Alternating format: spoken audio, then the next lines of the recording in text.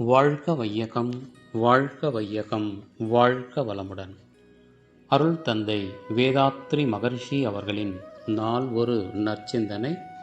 ஜூலை மாதம் 9ஆம் தேதி.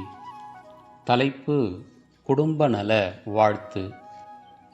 ஒவ்வொரு நாளும் காலையிலிருந்து மாலை வரையில் உங்கள் குடும்பத்தில் உள்ளவர்களை 25 தடவை வாழ்த்தினால் ஒரு மாதத்திலேயே குடும்பத்தில் நல்லபடியான சூழ்நிலை உருவாவதை காணலாம்.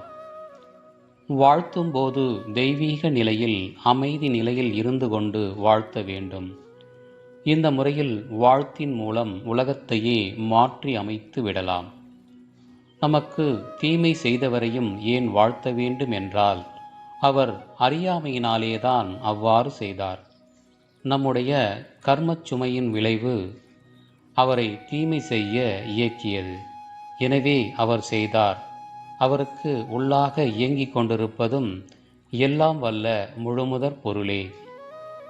எனவே அவரை மனதார வாழ்த்தி, எனது தீய பதிவு ஒன்றை அகற்ற உதவிய அவருக்கு நன்றியும் செலுத்துவேன் என்ற தத்துவ விளக்கம் நம் செயலுக்கு வந்து இயல்பாகி விட்டதென்றால், நாம் ஆன்மீக பாதையில் திடமாக முன்னேறி செல்கிறோம் என்பதற்கு அதுவே அறிகுறியாகும்.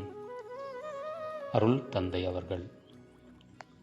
வாழ்க வளமுடன்.